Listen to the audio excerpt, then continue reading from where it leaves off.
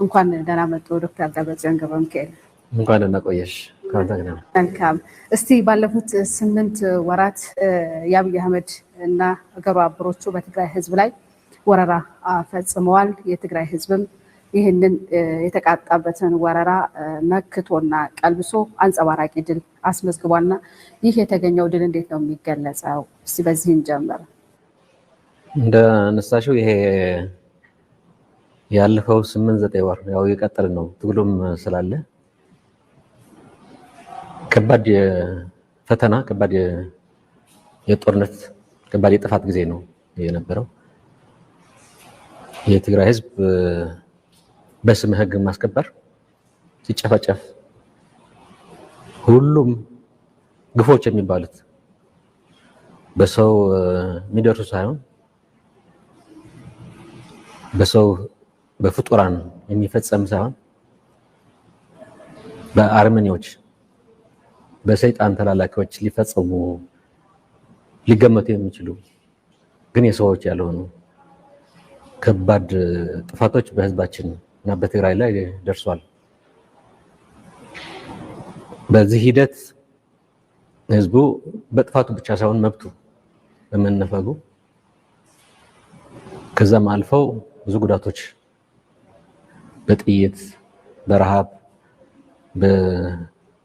በሴቶቻችን የጾታው ጥቃት በሚል ስም ግን የትግራይ ህዝብ ከማጥፋት ጋር በተያያዘ የተፈጸሙ ከባድ ወንጀሎች፣ ከባድ ጥፋቶች ንብረት የግልም ይሁን የመንግስት የባለ ሀብት የትግራይ ሀብት ጠቅላላ ለማውደም ለማጥፋት የመጡበት ከፍተኛ ወረራ ነው የተካሄደው።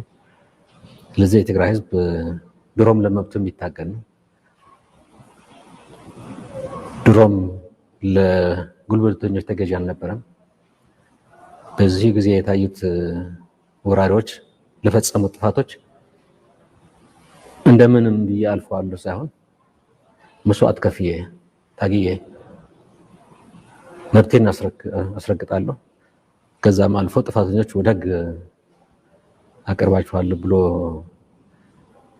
በመታገሉ ሁሉም ደግሞ ከጫፍ ጫፍ የትግራይ ህዝብ እንደ አንድ ሰው ሆኖ ደጋፊዎችም እንደዚሁ ከትግራይ ህዝብ ጎን በመሰለፍ ባደረጉት ትግል አዲስ ታሪክ ሊባል በሚችል መልኩ በ8 ወር አመዛኙ የትግራይን መሬት ከወራሪዎች ነፃ አውጥቶ የመረጠውን መንግስት ወደ ቦታው መልሶ የቀሩትን መብቶች ለማስከበር በመታገል ላይ ነው።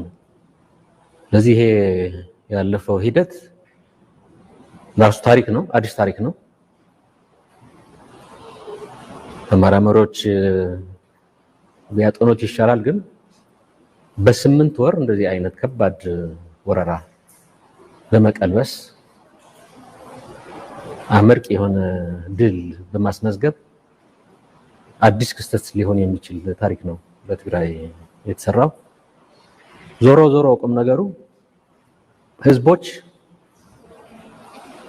በኃይል ተረግጠው ህዝቦች በአፈና ተገዝተው ሊቆዩ እንደማይችሉ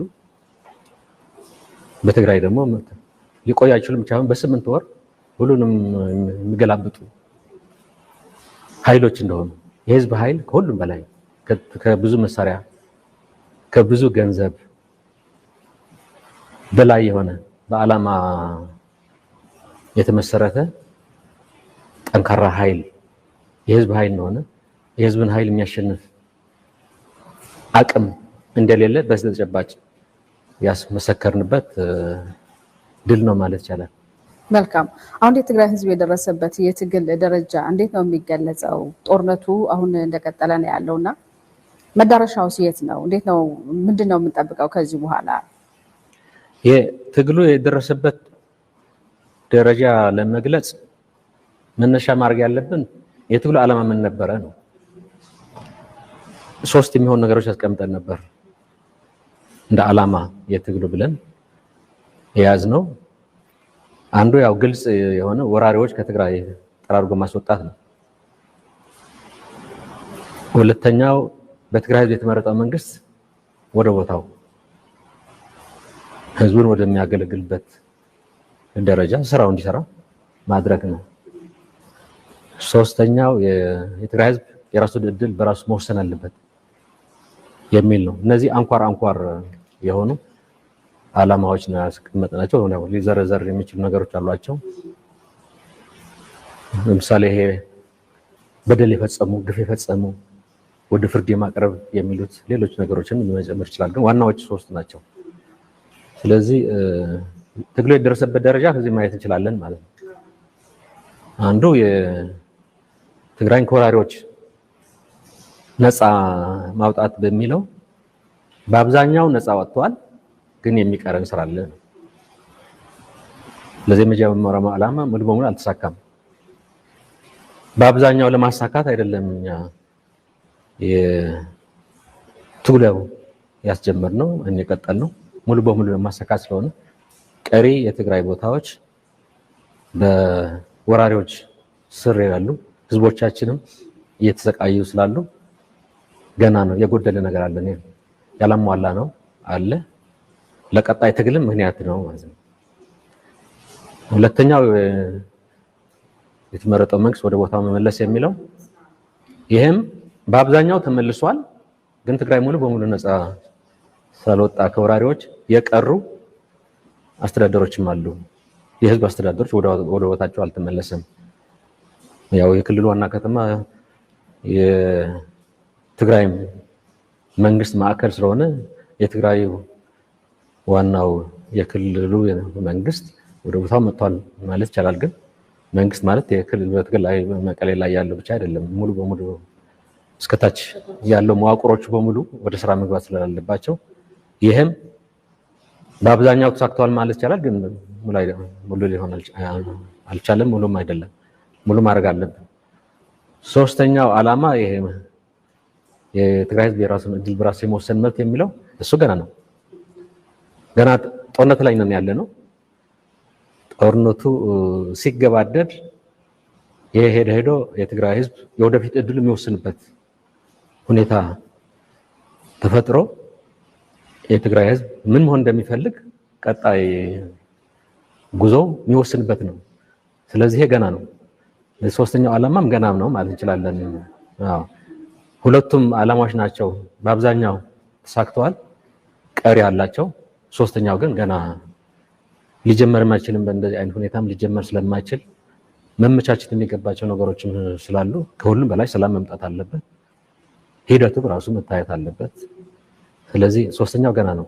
ስለዚህ ይሄ እስከሚሳካ ድረስ ጦርነቱ አለ፣ ትግሉ አለ ማለት ነው።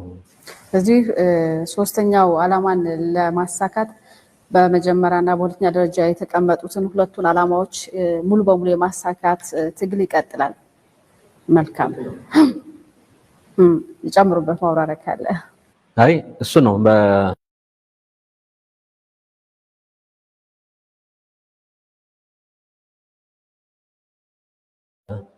ሁለቱም መሳካት አለባቸው። መጀመሪያ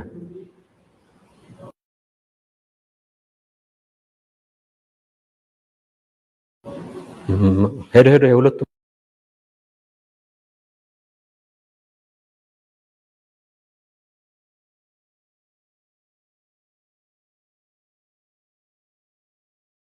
ማለት ትግራይ ሙሉ በሙሉ ነፃ መውጣት አለበት ነው።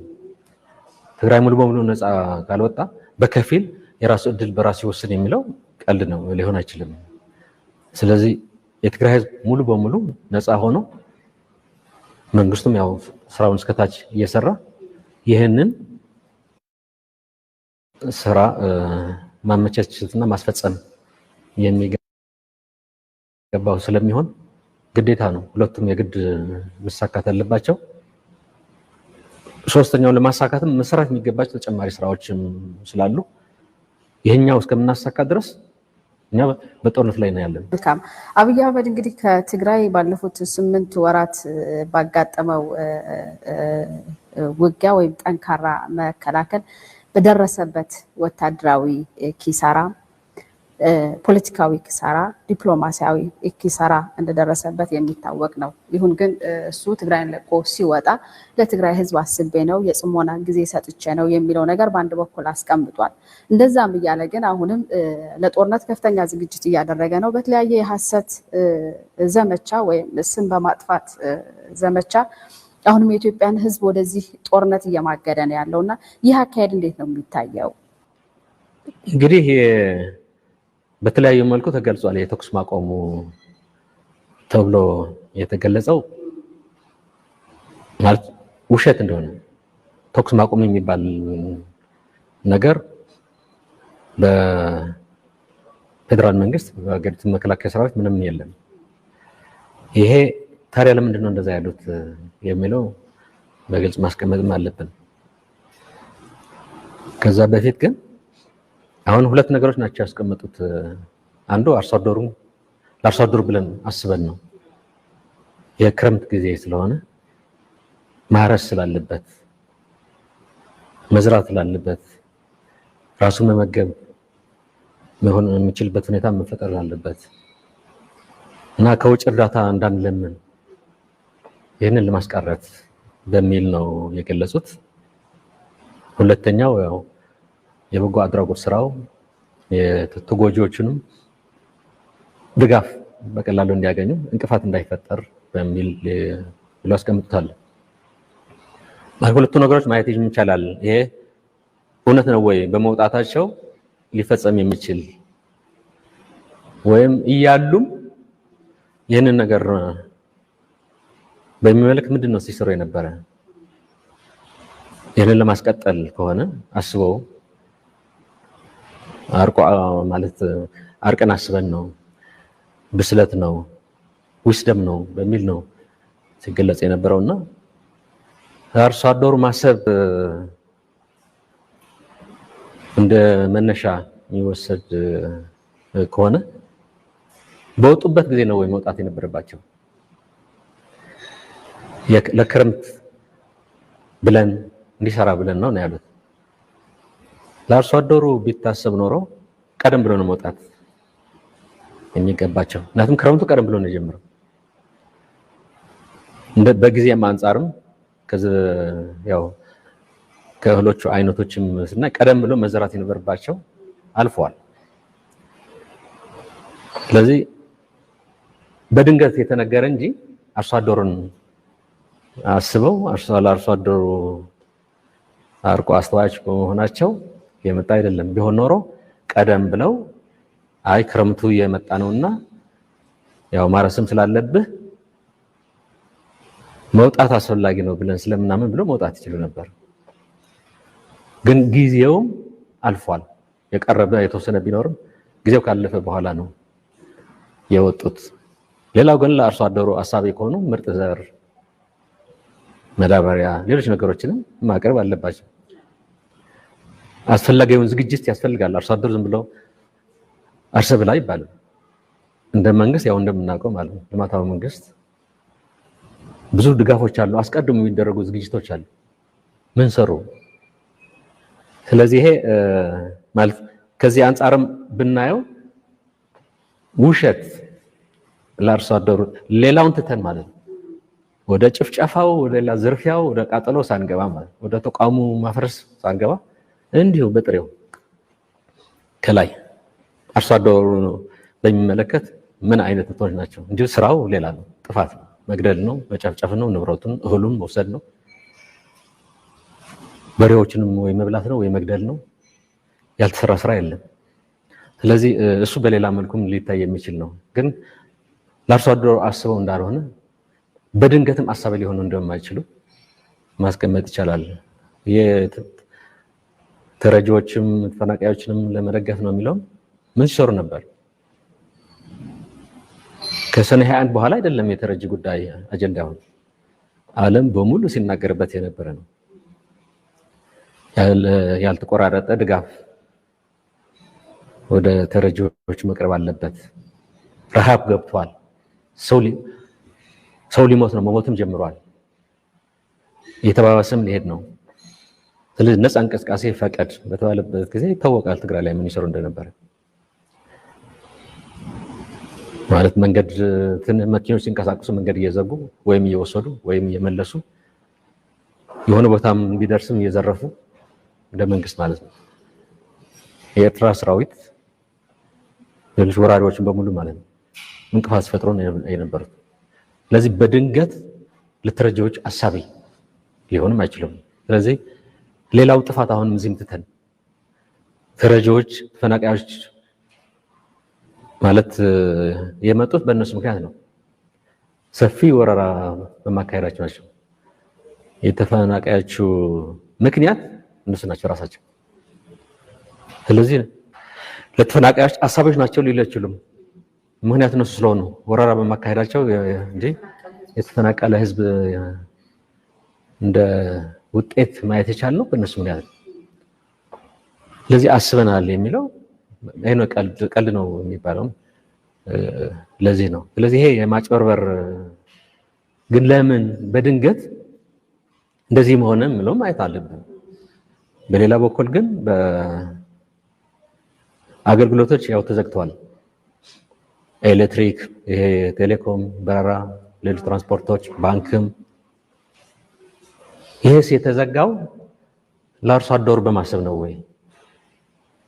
ይሄ የተዘጋው ለተፈናቃዮች በማሰብ ነው ወይ? ምን ማለት ነው? ተፈናቃዩም አርሶ አደሩ ኤሌክትሪክ ቢጠፋ ልማት ቢጠፋ ድጋፍ ተፈቀደ ያገኛል ማለት ነው ወይ? ሊሆን የማይችል ነው።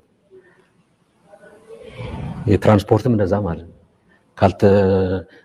የሚፈልገው ግብአት ለተፈናቃዮችም ለአርሶ አደሩ ካልተንቀሳቀሰ ከውጭ ከትግራይ ውጭ የሚመጣው ካልገባ እንዴት ብሎ ነው አርሶ አደሩ የሚፈልገውን እንዳልነው ግብአቶች በወቅቱም ባይደርሱም ዘግይተውም መድረስ የሚችሉ ስለሚኖሩ ትራንስፖርት ዘግቶ አርሶ አደር እንዲያርስ ነው እንዲለማ ነው የሚለው ነገር ሊሆን የማይችል ነውና እንዲሁ ነው ለማደናገር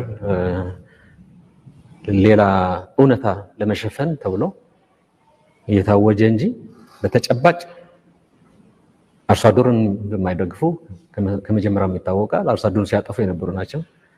ተፈናቃዮችን እንደማይደግፉ ከመጀመሪያም ይታወቃል። ተፈናቃዮች ምንጭ የነሱ ወረራ በመሆኑ ስለዚህ ከነሱ ጋር መሄድ አይደለም። የተኩስ አቁሙ ጉዳይም በዓለም ማህበረሰብ ብዙ ሲጠየቁ ነበር። ዞር በሉን ያሏቸው። ታዲያ ሽማግሌ በሌለበት እንዲሁ በድንገት ገላጋይ በሌለበት ተኩስ አቁም ከየት መጣ? ስለዚህ ራሱ መነሻው እና ጊዜው ሆን ተብሎ ለማጭበርበር። ስለዚህ ይሄ ማለት የመንግስት በውሸት የታወቀ ነው። መዋሸት ውድ ሴት ነው። በውሸት ሁሉንም ነገር ስራለሁ ባይ ነው። ለማደናገር ለማምታታትም በዛ ማሳምናለሁ ብሎም የሚያስብ ስለዚህ ማለት ከባህሪውም ተነስተን ማስቀመጥ የሚቻል ነው። ግን ከባህሪው ብቻ አይደለም። አሁን እንዳልኩት እውነታው የእውነታውን የሚሸፍን ውሸት ለማስመሰል ብሎ በሌላ በኩል ደግሞ ሌላ ጥቃት እንዳያስተናግድ ተኩስ አቁም ያለው አትተኩሱብኝ ነው፣ አትከተሉኝ ነው።